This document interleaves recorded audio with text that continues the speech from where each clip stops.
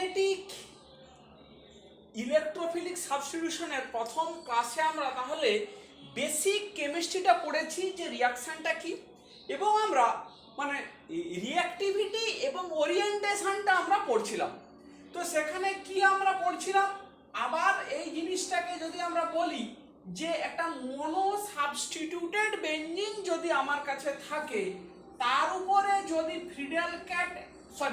যদি তার উপরে অ্যারোমেটিক ইলেকট্রোফিলিক সাবস্টিটিউশন করানো হয়, যদি যেটা ইলেকট্রন ডোনেটিং গ্রুপ হয়, তাহলে এই আপকামিং ইলেকট্রোফাইলটা কোথায় যাবে, হয় অর্থ পজিশনে বা প্যারা পজিশনে।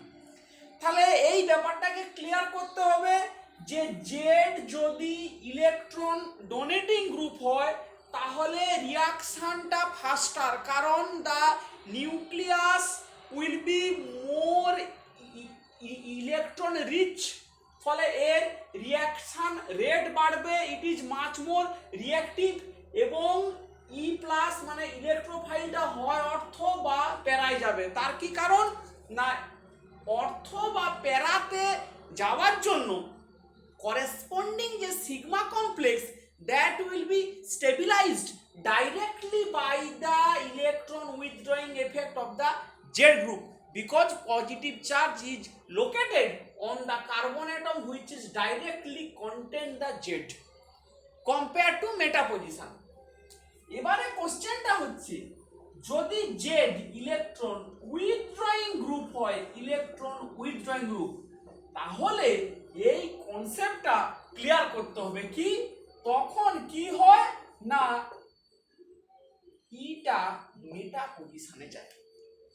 এখন এইখানেই সমস্যাটা, এই কেন মেটা পজিশনে যায় এর কারণটা ছাত্রছাত্রীদের মহলে একটু ভুল ধারণা থাকে, মানে সবাই কি বলে যে তাহলে মেটা পজিশনে সিগমা কমপ্লেক্সটা মোর স্টেবল হবে।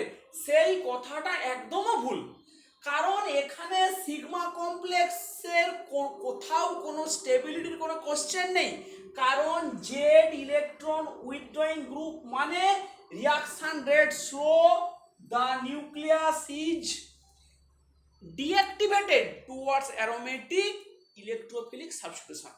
তাহলে আমাদের ভাষাটা কি বলতে হবে, ভাষাটা এরকম করে বলতে হবে যে দেখ, জেড যদি ইলেকট্রন উইথড্রয়িং গ্রুপ হয় তাহলে এই অর্থ বা প্যারা অ্যাটাকের ক্ষেত্রে প্লাস চার্জটা ওইখানে আসবে, তাহলে এটা অনেক অনেক বেশি ডিস্টেবিলাইজ হবে। কি হবে, ডিস্টেবিলাইজ।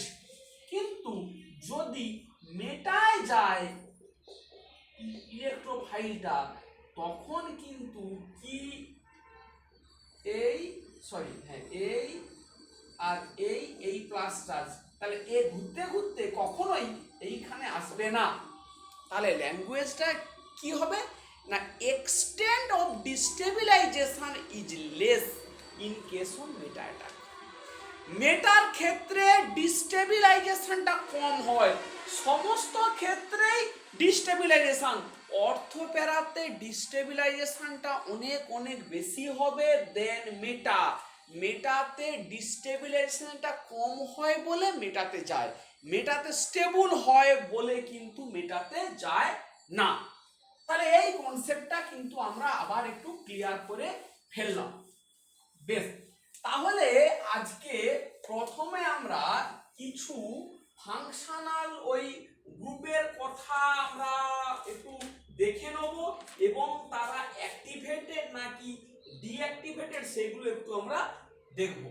বেঞ্জিনের উপরে ওএইচ থাকা মানে ফেনোলিক ওএইচ গ্রুপ, আচ্ছা, ও এনই মিথক্সি, NH2 NR2 এই ধরনের গ্রুপ, আচ্ছা, NHCOR, আচ্ছা, দেন শুধু অ্যালকিল গ্রুপ, এই গ্রুপগুলো হচ্ছে কি, দে আর ইলেকট্রন ডোনেটিং, দে আর অ্যাক্টিভেটিং, ফলে এরা হচ্ছে অর্থ বা প্যারা ওরিয়েন্টিং গ্রুপ। মানে এরকম কোনো সাবস্টিটিউয়েন্ট যদি বেঞ্জিন রিং এর উপরে থেকে থাকে, নেক্সট যে গ্রুপটা আসবে, নেক্সট যে ইলেকট্রোফাইলটা আসবে, দ্যাট উইল কাম আইদার অর্থ টু অর্থ অর প্যারা।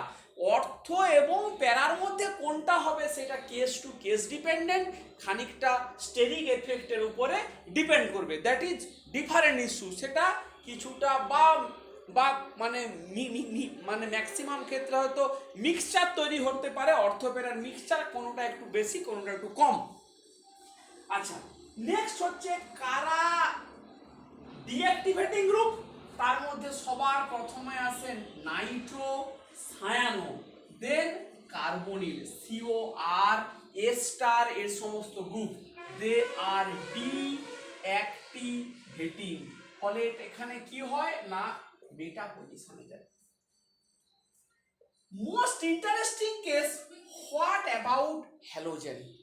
হ্যালোজেন থাকলে কি হবে, মানে হ্যালোবেনজিনের উপরে অ্যারোমেটিক ইলেকট্রোফিলিক সাবস্টিটিউশন হলে কি ঘটনাটা ঘটবে।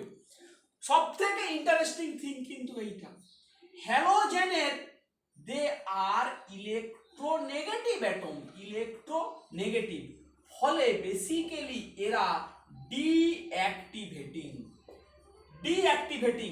তাহলে হ্যালোবেনজিন ডিঅ্যাক্টিভেটেড সিস্টেম। তাহলে আমরা বলতে পারি বেনজিনের তুলনায়, প্রথম কথা একদম ক্লিয়ার করা যাক, বেনজিনের তুলনায় হ্যালোবেনজিনের রেটটা হচ্ছে স্লো। কিসের রেট না অ্যারোমেটিক ইলেকট্রোফিলিক সাবস্টিটিউশনের রেট। আবার বলছি, অ্যারোমেটিক ইলেকট্রোফিলিক সাবস্টিটিউশনের rate of halobenzene compared to benzene is less, because X এর ইলেকট্রোনেগেটিভিটির জন্য এখান থেকে টানছে, পাই ক্লাউড ডেনসিটি কমবে, সিস্টেম ইজ ডিঅ্যাক্টিভেটেড। কিন্তু যদি এর উপরে ফোর্সফুলি ইলেকট্রোফিলিক অ্যাটাক করানো যায়, তখন কিন্তু এটা কোথায় যাবে না অর্থো প্যারা ডিরেকশনে যাবে। এটা একটা এক্সেপশনাল কেস। হ্যালোবেনজিনের রিয়াকশন রেট স্লো, আবারও বলছি, হ্যালোবেনজিনের অ্যারোমেটিক ইলেকট্রোফিলিক সাবস্টিটিউশন রেট বেনজিনের তুলনাতে কম, কিন্তু ওর উপরে জোর করে যখন ইলেকট্রোফিলিক অ্যাটাক করানো হচ্ছে তখন ইট উইল গো টু অর্থো প্যারা ডিরেকশন। হয় বিকজ অর্থো প্যারাতে যখন কিনা আমার যাচ্ছে এই এক্সট্রা আছে, অর্থো প্যারাতে যখন যাচ্ছে এইখানে এই যে প্লাস চার্জটা তৈরি হচ্ছে, that will be stabilized by the lone pair of halogen. Sigma কমপ্লেক্সটা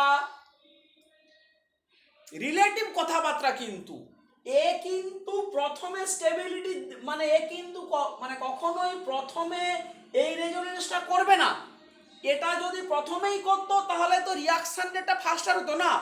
যখন সিগমা কমপ্লেক্সটা তৈরি হচ্ছে, এই প্লাস চার্জটা যেই আসছে তখন এক্স এর লোন পেয়ারের প্লাস আর এফেক্টের জন্য সিগমা কমপ্লেক্সটা স্টেবিলিটি পাচ্ছে। সেই জন্যই ইটা অর্থ বা প্যারাতে যাচ্ছে। ইটা কোথায় যাচ্ছে না অর্থ প্যারা ডিরেকশনে যাচ্ছে। এখানে অনেকগুলো ছোট ছোট কথা, এটা এক নম্বর কথা। দু নম্বর কথা, যদি আমার হ্যালোজেন গুলোর মধ্যে রিলেটিভ রেট যদি কম্পেয়ার করা যায়, যে অ্যামাং দ্য হ্যালোবেনজিন গুলোর মধ্যে কার রিলেটিভ রেট বেশি হবে, তখন আমরা বলবো এই যে ওভারল্যাপটা হচ্ছে, এই যে লোন পেয়ার দিয়ে সিগমা কমপ্লেক্সে যে স্টেবিলিটির কোশ্চেনটা আসছে, তখন দেখ এটা হচ্ছে 2p, যদি এটা ফ্লোরিন হয় তাহলে এই ওভারল্যাপটা হবে 2p2p, ক্লোরিনের ক্ষেত্রে 3p2p। তাহলে এনার্জিটিক্যালি ম্যাচ ওভারল্যাপ কোনটার ক্ষেত্রে বেটার, 2p2p। তাহলে সেই জন্য ফ্লুরোবেনজিনের রিয়াকশন রেট কম্পেয়ার টু বেশি হবে দেন ক্লোরোবেনজিন, দেন ব্রোমোবেনজিন, দেন আয়োডোবেনজিন।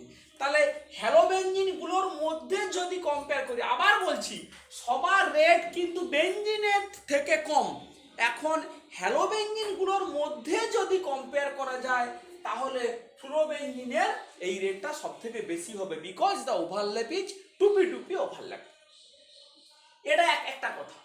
2 নম্বর কথা, হ্যালোবেনজিনগুলোর ক্ষেত্রে অর্থ আর প্যারা এই রেশিও কি কিছু প্রেডিক্ট করা যায়?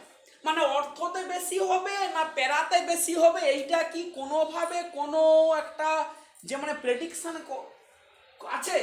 আছে। কি সেটা?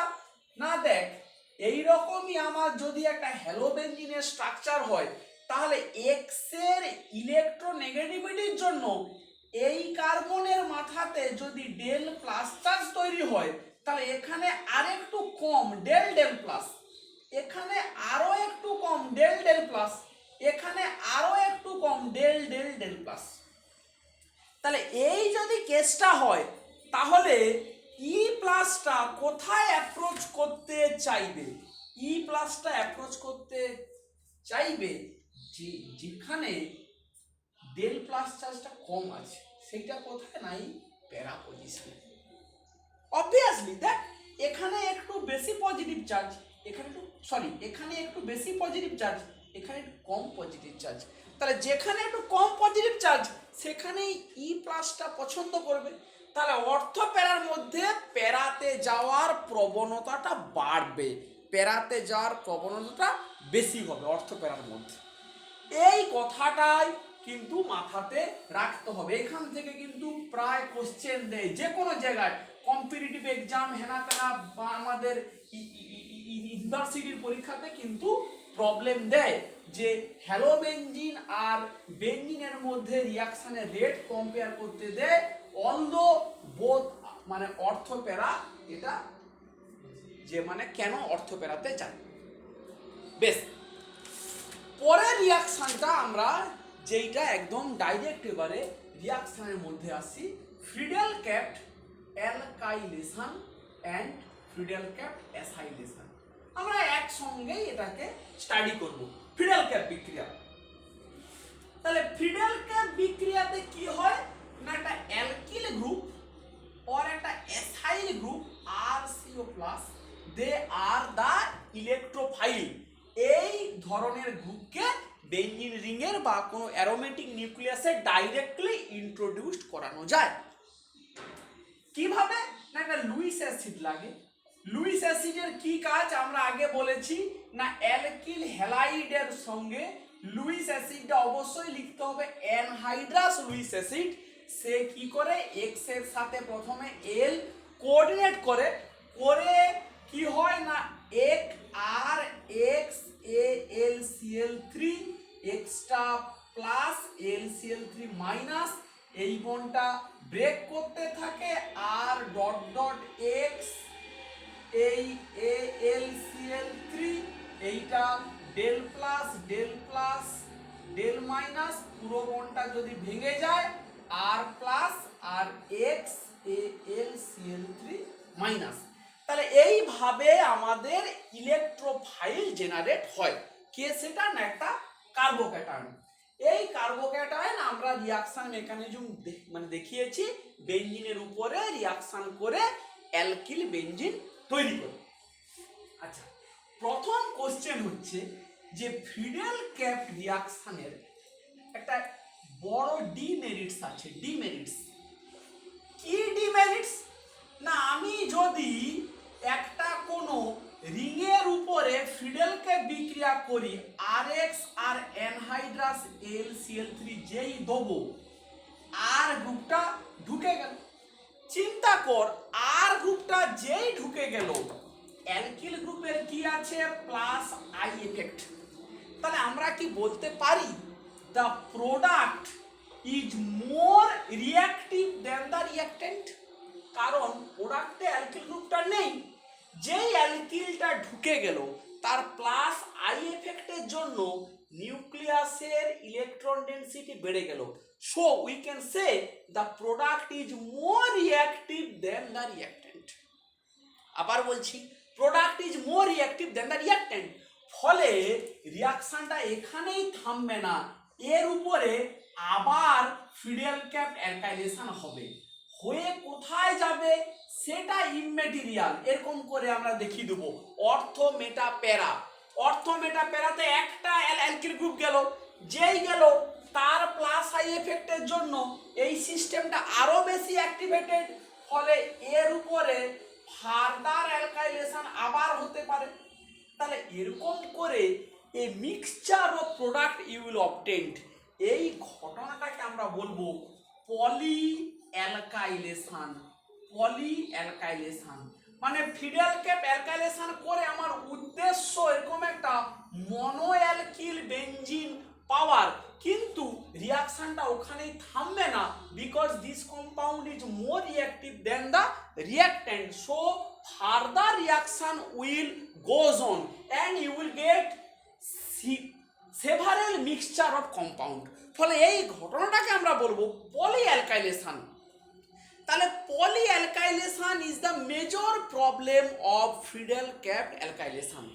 তাহলে এই ঘটনাটা, তাহলে এখান থেকে মুক্তি পাওয়ার উপায় কি? মুক্তি পাওয়ার উপায় হচ্ছে ফিডাল ক্যাপ অ্যাসাইলেশন। অ্যাসাইলেশন, তাহলে অ্যাসাইলেশন কেন না? ধর এই কোশ্চেনটাই দেয় পরীক্ষায় যে how will you prepare ethyl benzene, ethyl benzene from benzene, benzene থেকে কিভাবে ইথাইল বেনজিন তৈরি করতে পারো। তাহলে সবাই যদি এরকমই রিয়াকশনটা লিখতে করে শুরু, যে কেন এর উপরে ইটিবিআর দেবো আর অ্যানহাইড্রাস এলসিএল3 দেবো, দিলে কি পেয়ে যাব? ফিডাল ক্যাপ অ্যালকাইলেশন করলে ইথাইল বেনজিন, কিন্তু ওই যেটা বললাম কি হবে? পলি অ্যালকাইলেশন। আবার একটা ইটি ঢুকবে, সেটা অর্থতে ঢুকতে পারে, প্যারায় ঢুকতে পারে, আবার ইটি ঢুকবে, so you will get a mixture of product. তাহলে এর উপরে রেদার আমরা কি করতে পারি? CH3COCl অ্যানহাইড্রাস LCl3 দিয়ে ফিডাল ক্যাপ অ্যাসাইলেশন করতে পারি। করলে কি পাচ্ছি? COCH3 acetophenone. যেই অ্যাসাইল গ্রুপটা, অ্যাসাইলটা ঢুকে গেল COCH3, it is an electron withdrawing group COCH3, ফলে it will deactivate the system. No chance of polyacylation. polyacylation কোনোভাবেই হতে পারে না, কারণ অ্যাসাইল গ্রুপ ঢোকা মানেই সিস্টেমটা ডিঅ্যাক্টিভেট হয়ে যাচ্ছে, because electron withdrawing nature of the carbonyl. ফলে পলিঅ্যালকাইলেশনের মতো নো চান্স অফ পলিঅ্যাসাইলেশন। তাহলে এই প্রোডাক্টটাই সোল প্রোডাক্ট তৈরি হবে, একটাই প্রোডাক্ট। এবারে এইটাকে কি করব আমরা? ক্লিমেনশন, জিঙ্ক অ্যামালগাম HCl দিয়ে ক্লিমেনশন রিডাকশন করে দিলে কি আমরা পাবো? CH2CH3। আমরা এইভাবেই ইথাইল বেনজিন পেয়ে গেলাম। তাহলে কি মজার ব্যাপারটা দেখ, উচ্চ মাধ্যমিক ছিল এই সব জিনিস, যে ফিডাল ক্যাপ অ্যালকাইলেশনের মেজর প্রবলেম ওইটা দু একটা স্টেপ দেখিয়ে দিয়ে ওই ল্যাঙ্গুয়েজটা বলতে হবে যে poly alkylation is the major problem because the product is more reactive towards aromatic electrophilic substitution than the reactant, as introduction of alkyl group will increase the pi cloud density due to its pi effect. So we will go for fidel cap acylation followed by carbonyl reduction, because acylation will deactivate the system. There is no question of polyacylation. বেশ, তাহলে এই জিনিসটা আমরা পড়ে ফেললাম। আচ্ছা, এইবারে দেখ তাহলে ফিডাল ক্যাপ মানে রিয়াকশনের মেকানিজম সম্বন্ধে কথাবার্তা বলা যাক, যদিও আমরা অলরেডি পড়ে ফেলেছি। তাহলে RCl এর সঙ্গে অ্যানহাইড্রাস AlCl3 দিলে প্রথমে এরকম একটা জিনিস হচ্ছে তৈরি, এই ডট ডট AlCl3, এটা ডেল প্লাস, এটা ডেল মাইনাস, এইটাই হলো তৈরি। এবারে কি হবে? পুরো বন্ডটা ভেঙে গেলে R প্লাস আর AlCl4 মাইনাস। এই এখন কোশ্চেনটা হচ্ছে গিয়ে দেখ, রিয়াকশনটা এই স্টেপেও হতে পারে, মানে পুরো কার্বোক্যাটায়নটা তৈরি হয়ে যাওয়ার পরে এটার উপরে রিয়াকশন হতে পারে, এইটার উপরেও রিয়াকশন হতে পারে।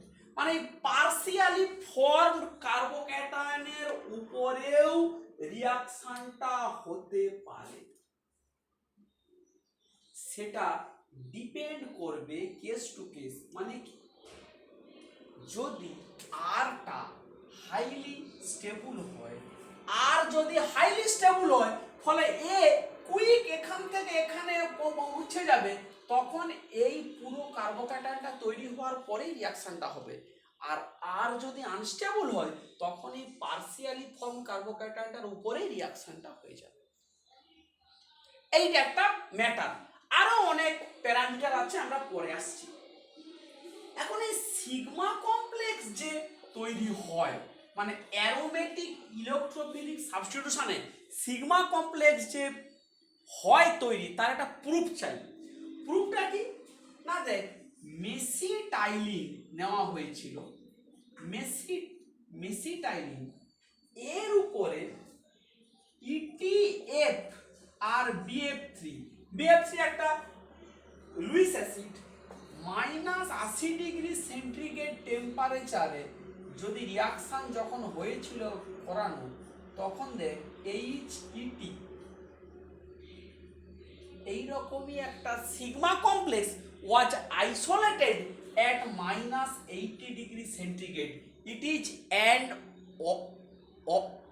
orange crystalline solid, এইরকমই ইন্টারমিডিয়েট -80 আইসোলেট করা গিয়েছিল sigma complex, which proves that the reaction goes via the formation of sigma complex ETF আর তার লুইস অ্যাসিড BF3 দিলে এরকম একটা, এইটা দু একবার কিন্তু চায় পরীক্ষায় যে সিগমা কমপ্লেক্স যে তৈরি হয় তার প্রুফটা কি, সেইটা এরকম একটা রিঅ্যাকশন দিয়ে আমাকে বলতে হবে।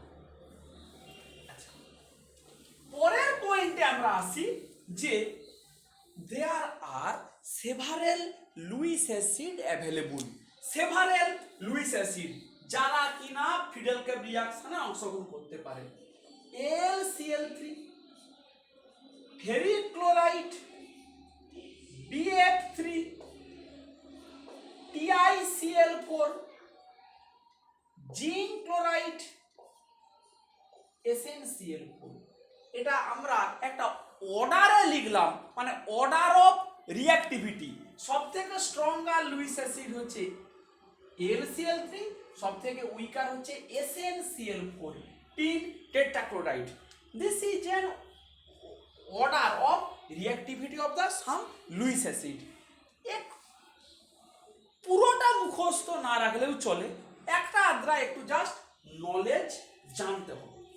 এখন এইখান থেকে আমাদের কি কাজ, একটা বিখ্যাত রিয়াকশন এরকমই আছে যেটাকে আমাদের এক্সপ্লেন করতে হয়। বেঞ্জিনের ওপরে এই রকমই একটা কম্পাউন্ড নিয়ে যদি রিয়াকশন করানো হয়, AlCl3 দেওয়া হলে এই কম্পাউন্ডটা পাওয়া যাচ্ছিল, CH3 CH3 CH2 CH3। আর সেম রিয়াকশনটা যদি LCl3 এর বদলে যখন ফেরিক ক্লোরাইড দেওয়া হয়েছিল, তখন এই রকমই প্রোডাক্ট পাওয়া গিয়েছিল, CH2C CH3 CH3। এইটাকে আমাদেরকে একটু এক্সপ্লেন করতে হবে না, সেই ব্যাপারটা কি না, এই রিঅ্যাকশনটা এক্সপ্লেন করতে হবে। জাস্ট কিসের চেঞ্জ আছে, দুটো লুইস অ্যাসিডের চেঞ্জ আছে। Lewis acid LCl3 stronger Lewis acid than ferric chloride. তাহলে এই যে এই কম্পাউন্ডটার নাম হচ্ছে নিওপেন্টাইল ক্লোরাইড, তোরা আগে নামটা শুনেছিস নিওপেন্টাইল ক্লোরাইড। এর উপরে stronger Lewis acid, stronger Lewis acid যখন LCl3 দেওয়া হচ্ছে, এ সঙ্গে সঙ্গে পুরো কার্বোক্যাটায়নটা তৈরি করে ফেলছে, এই নিওপেন্টাইল কার্বোক্যাটায়ন। এইটা দেখ একটা 1 ডিগ্রি কার্বোক্যাটায়ন, ফলে সঙ্গে সঙ্গে কি হবে, মিথাইল গ্রুপের একটা 1 টু শিফট হয়। আমরা এই রিঅ্যাকশন আগে পড়েছি, কি হবে 1 টু শিফট, ফলে কি হচ্ছে CH3C plus CH3 CH2 CH3 more stable 3 degree carbocation. These 3 degree carbocation react on benzene as fidyl capped alkylation. ফলে এই যে রিঅ্যারেঞ্জ কার্বোক্যাটন, প্রাইমারি কার্বোক্যাটনটা রিঅ্যারেঞ্জ করে 3 ডিগ্রি বা টারসিয়ারি কার্বোক্যাটনে কনভার্ট হলো, যে এবারে বেঞ্জিনের উপরে মানে রিয়াকশন করলে কি হবে, ওই কার্বোক্যাটনটা রিয়াকশন করলে CH3 CH3 CH2 CH3। ফলে আমরা যে প্রোডাক্টটা পাচ্ছি ইট ইজ অ্যান রিঅ্যারেঞ্জড প্রোডাক্ট। কি প্রোডাক্ট না, একটা রিঅ্যারেঞ্জ প্রোডাক্ট। মানে এই স্কেলিটনটা এক্সপেক্টেড কি ছিল না, এই সিএলটা বেরোবে, এই CH2টা দিয়েই বেঞ্জিনের সঙ্গে বন্ডিংটা হবে, কিন্তু সেটা এখানে হচ্ছে না। তার কারণটা কি না, এখানে এইরকমই একটা লুইস অ্যাসিড, যে কিনা স্ট্রং লুইস অ্যাসিড, সে সঙ্গে সঙ্গে পুরো বন্ডটাকে ভেঙে দিচ্ছে। Primary carbocation which undergoes want to shift to form more stable 3 degree carbocation which will react on the benzene and we are getting rearranged product. কিন্তু ফেরিক ক্লোরাইড যে কিনা একটু দুর্বল, উইকার, সে কি করে, সে ফেরিক ক্লোরাইড পুরো কার্বোক্যাটনটা তৈরি করতে পারে না। ফলে ফেরিক ক্লোরাইড এর সঙ্গে রিয়াকশন করে এরকমই একটা পার্সিয়ালি কার্বোক্যাটন তৈরি করে, এই ডেল প্লাস ডেল মাইনাস।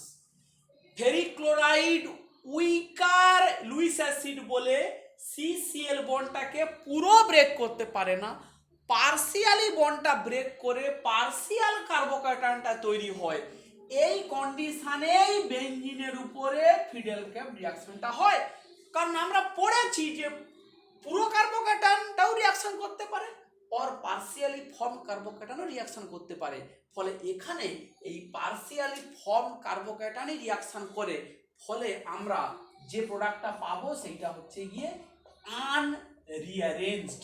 ল্যাঙ্গুয়েজটাই আসল এইভাবেই জিজ্ঞেস করে যে আনরিঅ্যারেঞ্জড, যে স্কেলিটনটা ছিল অ্যালকিল গ্রুপের ঠিক সেই স্কেলিটনটাই পাচ্ছি, কোনো রিঅ্যারেঞ্জমেন্ট কিন্তু এখানে হচ্ছে না। এই কথাটাই আমাদের বোঝার ছিল, এই কথাটাই এখানে আমরা, এর জন্যই এই রিয়াকশনটা কিন্তু আমরা করছি এখন। এর আরো একটা আদ্রা এরকম যদি এক্সাম্পল আমরা দেই, যে মানে রিঅ্যারেঞ্জমেন্ট কি, সেটা সবসময় যে আমাদের 3 ডিগ্রি কার্বোক্যাটনটাই রিঅ্যারেঞ্জমেন্ট করবে এরকম কিন্তু নয়। কখনো কখনো এরকমও এক্সাম্পল আছে যে মনে করে এইরকমই CH3 CH2C CH3 CH3 Cl, এরকম একটা যদি অ্যালকিল ক্লোরাইড থাকে, এর উপরে যখন আমরা LCl3 দেই তখন এইরকমই একটা কার্বোক্যাটন প্রথমে তৈরি হয়, এই CH3 CH3 3 ডিগ্রি।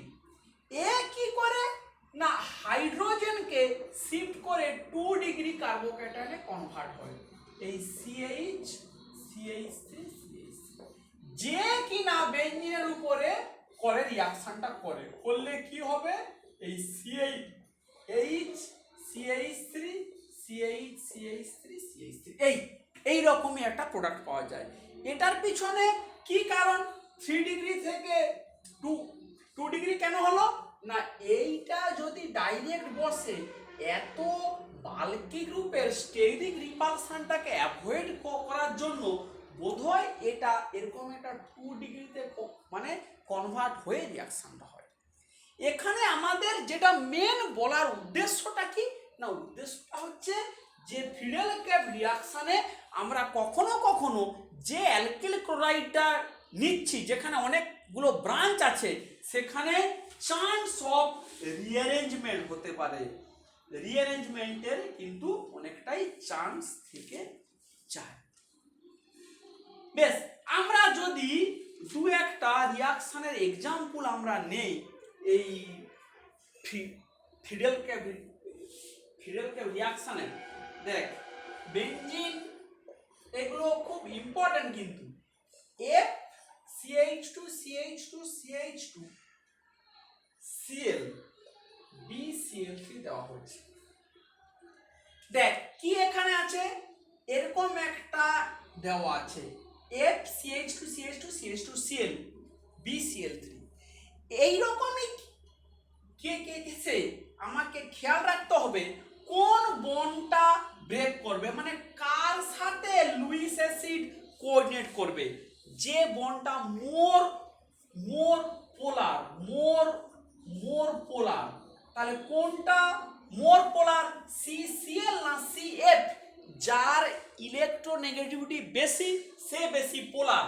ফলে এখান থেকে এই boron will coordinate on fluorine and this carbocation will be formed CH2 CH2 CH2 Cl এ বেঞ্জিনের উপরে করবে রিঅ্যাকশন করলে কি হবে এই CH2 CH2 Cl এই রকমই একটা কম্পাউন্ড তৈরি হতে পারে।